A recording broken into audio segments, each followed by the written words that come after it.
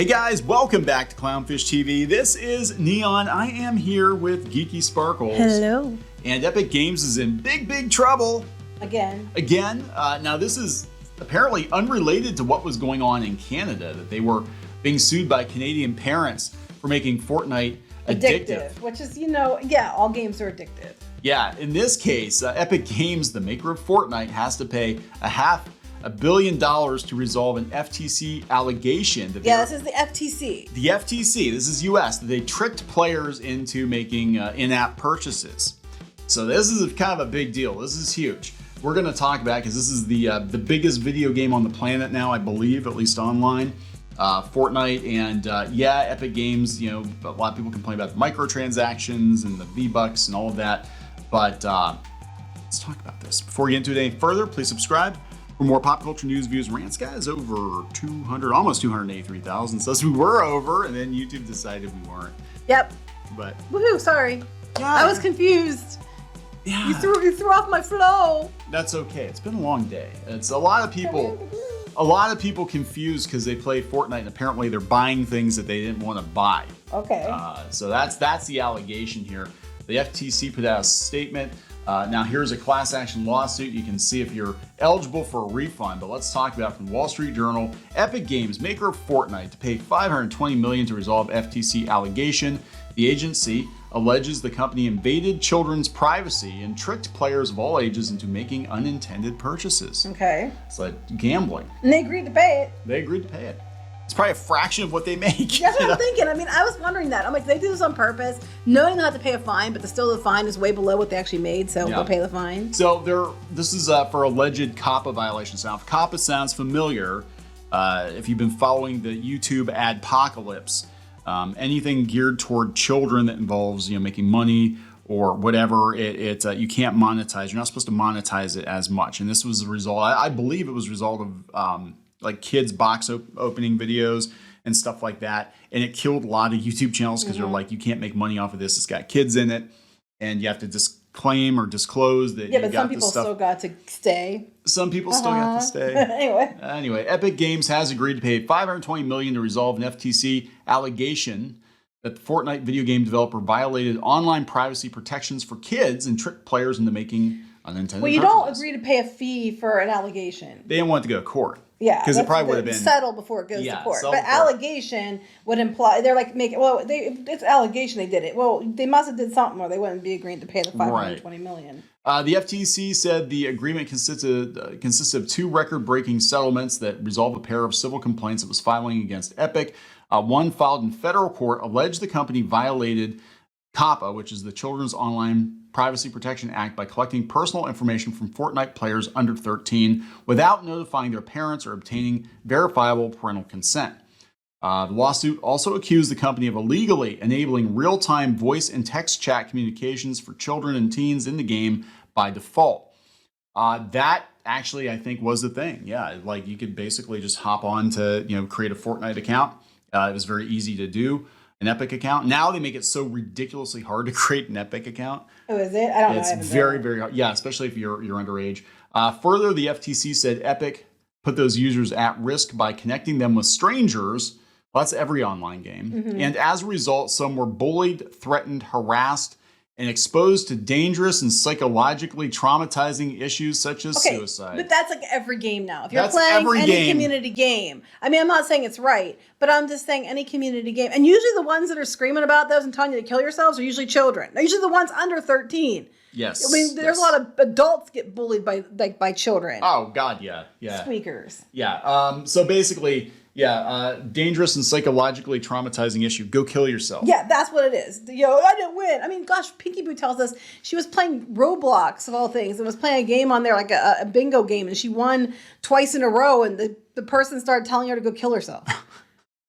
Epic will pay a $275 million civil penalty for the alleged COPPA violations. The FTC said the largest assessed in the Commission's enforcement of the privacy law.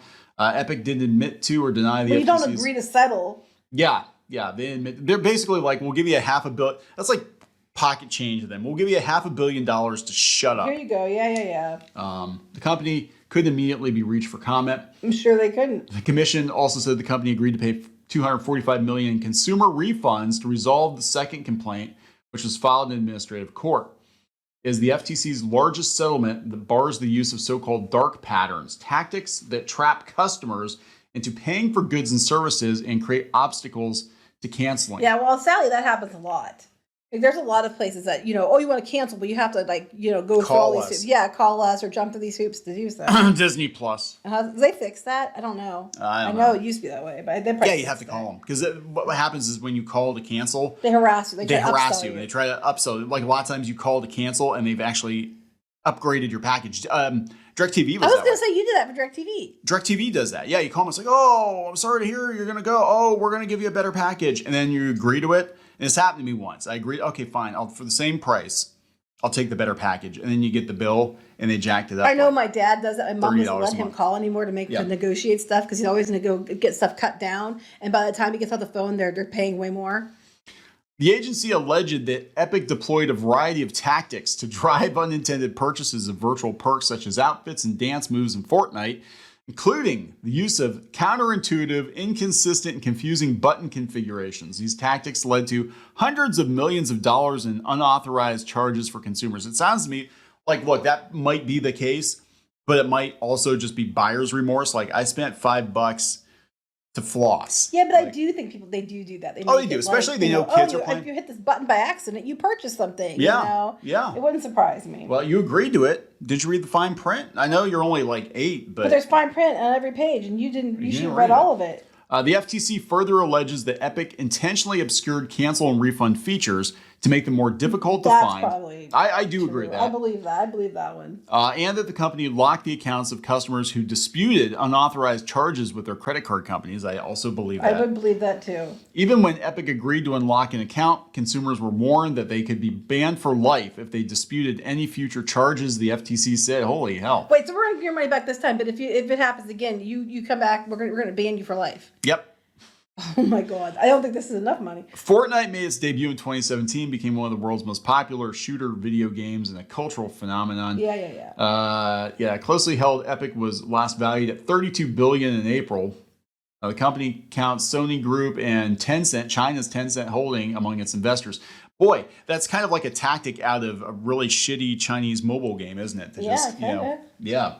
Anyway, they said that they're going to make Fortnite safer for kids, but the thing is that, look, I don't think this would have happened, obviously, if Fortnite wasn't as popular as it is. And anytime something is popular, the government is always kind of, licking its chops. They did 2 settlements here, and then they're in a lawsuit in Canada. Yeah, so they got the lawsuit in Canada, which is a totally separate thing. I thought they settled. When I first saw the headline, I'm like, wow, they settled with Canada already? Wow, okay, for $500 million. Wow, that's a lot of money. And then it turned out this is a completely unrelated thing. There are 2 different things. Yes. So now, are you eligible for a refund? All right. So here's who's eligible. Parents whose children made unauthorized credit card purchases in the Epic Game Store between January 2017 and November 2018. I do know that since they launched the game, they have made it harder. We've had, Squid King, his friends, they've had issues trying to, purchase stuff if you're of a certain age. You couldn't do it. Fortnite players who were charged in-game currency, V-Bucks, for unwanted in-game items such as cosmetics, llamas, or battle passes between January 2017 and September of 2022.